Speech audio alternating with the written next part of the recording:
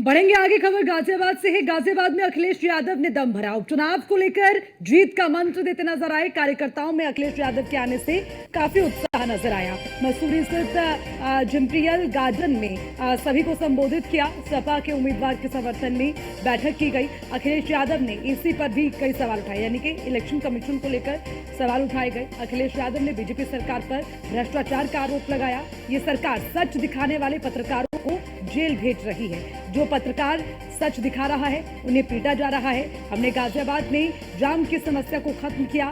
देश का सबसे लंबा एलिवेटेड रोड हमने बनाया। ऊंची ऊंची बिल्डिंगों में रहने वाले भी महंगाई से परेशान हैं। तो देखिए, अब कुल मिलाकर क्योंकि उपचुनाव है और उपचुनाव के बीच अब जीत का मंत्र अपने कार्यकर्ताओं को दे रहे हैं अखिलेश यादव। इस बीच गाजियाबाद पहुंचे तो गाजियाबाद में सरकार पर जबरदस्त हमलावर नजर आए अखिलेश यादव। और अखिलेश यादव ने इसमें उपचुनाव को लेकर अपने तमाम कार्यकर्ताओं को भी जीत का मंत्र दिया। और उसी के साथ जो समस्याएं जिस पर काम कर रही है समाजवादी पार्टी, उसको लेकर भी जानकारी देते हुए अखिलेश यादव नजर आए। बीजेपी सरकार पर भी निशाना साधा और कहा यह सरकार सच दिखाने वाले पत्रकारों को जेल भेजती है। तो कुल मिलाकर जैसे जैसे उपचुनाव नजदीक आ रहे हैं वैसे वैसे अखिलेश यादव एक्टिव मोड में नजर आ रहे हैं और सरकार पर हमलावर नजर आ रहे हैं, क्योंकि यहां पुरजोर कोशिश है 2024 के लोकसभा चुनाव की तस्वीर को दोहराने की, और इसीलिए ग्राउंड पर नजर आ रहे हैं अखिलेश यादव। कितना मनी मन दुखी है कि उन्हें मौका नहीं मिला काम करने का। कितने आईपीएस होंगे जिन्हें मौका नहीं मिला, और अपने खासम खास और अपने पक्के को बैठाने के लिए, इसलिए कि जिससे कि बेईमानी की जा सके, जिससे अन्याय किया जा सके, जिससे कानून की धज्जियां उड़ाई जा सकें, इसलिए सरकार अपना ऐसा फैसला कराना चाहती है, नियम बनाना चाहती है कि उन्हीं के कोई ना कोई बैठ जाए। जिनको खुद का अपना भविष्य नहीं पता है कि 2 साल चलेंगे कि नहीं चलेंगे, वो 2 साल के नियम बना रहे हैं। देखिए, गाजियाबाद शुरुआत है और मैं तो चाहता हूं कि दिल्ली से बेहतर गाजियाबाद बने। तो अखिलेश यादव को आपने सुना, लगातार सरकार पर हमलावर नजर आ रहे हैं और उनका यह भी कहना है कि अभी 2 साल और सरकार में टिकेंगे या नहीं, लेकिन उससे पहले जो नियम बनाए जा रहे हैं कम से कम अपनी सरकार में रहने को लेकर वो इतने आश्वस्त हैं या नहीं। वो हो ना हो, लेकिन विपक्ष कहीं ना कहीं ये ज़रूर मान रहा है कि इस बार सत्ता परिवर्तन होगा। और शायद इसका बड़ा कारण 2024 में जो सीटें मिली हैं समाजवादी पार्टी को यूपी में, वो एक बड़ा कॉन्फिडेंस यहाँ पर देखने को मिल रहा है। और शायद यही कारण है कि अखिलेश यादव काफ़ी कॉन्फिडेंट नज़र आते हैं। उपचुनाव को लेकर भी तैयारियां भी जोरों पर चल रही हैं और उसी के साथ हर मुद्दे पर सरकार को घेरने का काम भी अखिलेश यादव कर रहे हैं। पोस्टर वॉर लगातार जारी है। तो गाजियाबाद में विधानसभा उपचुनाव को लेकर कार्यकर्ताओं की एक बैठक हुई है और वहीं कार्यकर्ताओं को जीत का मंत्र देने का काम अखिलेश यादव ने किया। वहां पर उनके कार्यकर्ता लाल टोपी पहनकर पहुंचे। काफ़ी भीड़ भी वहां पर नजर आई, तस्वीरें भी आपको दिखा रहे हैं। लेकिन उसी बीच उपचुनाव की जीत को लेकर अब तैयारियां जोरों पर चल रही हैं। हालांकि पिछले कल जो बड़ा अपडेट आया था वो ये कि तारीखों को बढ़ा दिया गया।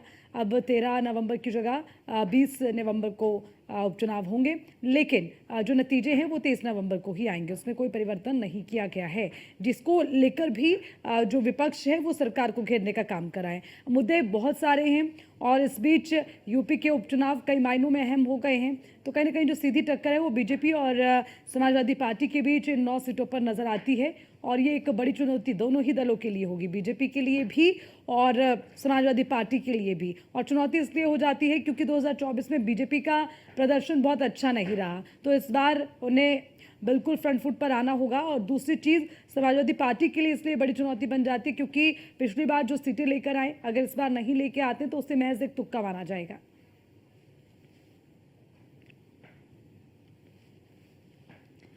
और इसी खबर पर ज्यादा जानकारी के साथ गाजियाबाद से हमारे संवाददाता यादराम भारती हमारे साथ जुड़ गए। सीधा उनका रुख करते हैं।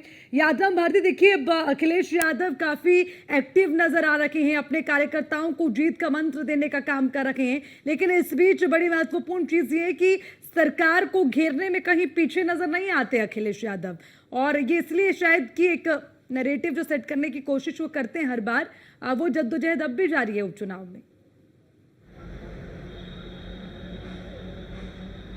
जी बिल्कुल, देखिए गाज़ियाबाद समेत जो है 9 सीटों पर उपचुनाव होने हैं, उसमें से गाज़ियाबाद सीट भी है। और आज अखिलेश यादव ने जो चुनाव प्रचार का जो कार्यक्रम है गाज़ियाबाद से शुरू किया और एक कार्यकर्ताओं की बैठक का आयोजन किया और वहां पर कार्यकर्ताओं को जीत के मंत्र दिए और साथ ही ये बताया कि बीजेपी से किस तरीके से सावधान रहना है और किस तरह का सुरक्षा का जो माहौल है वो बीजेपी ने बना रखा है, चाहे वो डेट बदलने को लेकर हो या फिर बटोगे तो कटोगे को लेकर। तमाम जो बातें थी वो कार्यकर्ताओं के साथ शेयर की उन्होंने और बताया कि किस तरीके से बीजेपी एक नैरेटिव फैलाकर काम कर रही है। और साथ ही मैं बता दूं कि जो बटोगे तो कटोगे उसका एक सब्स्टिट्यूट जो नारा था वो जुड़ेंगे तो जीतेंगे और तमाम ऐसी चीज़ें हैं जो उन्होंने इस पूरी जो कार्यक्रम है इस दौरान कहा। और मीडिया से खास तौर पर बातचीत करते हुए कहा कि जो गाज़ियाबाद है वहाँ का जो माहौल है, वहाँ का जो कमिश्नरी सिस्टम है वो उतना अच्छा काम नहीं कर रहा है जितना अच्छा सोचा जा रहा था। एक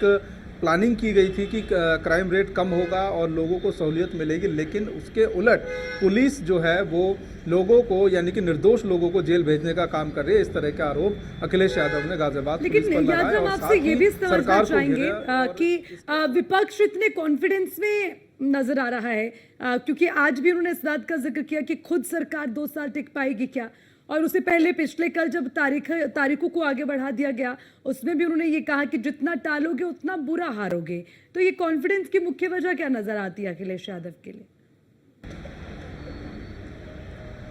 देखिए सबसे बड़ी बात मैं अगर गाज़ियाबाद की बात करूं तो गाज़ियाबाद में सिंहराज सिंह जाटव को टिकट दिया गया था और सिंहराज सिंह जाटव को टिकट देने के बाद कई चीज़ें ऐसी थी जो ऑटोमेटिक सपा ने इस पूरे मामले में साध ली। और मैं बता दूं कि जो डेट चेंज हुई है, 1 हफ्ते का जो एक्सटेंशन लिया गया है, उस एक्सटेंशन में ये माना जा रहा है कि और ज़्यादा समय समाजवादी पार्टी को काम करने के लिए मिलेगा, गठबंधन को काम करने के मिलेगा, जिससे कि जो हार है वो और भी ज़्यादा होगी।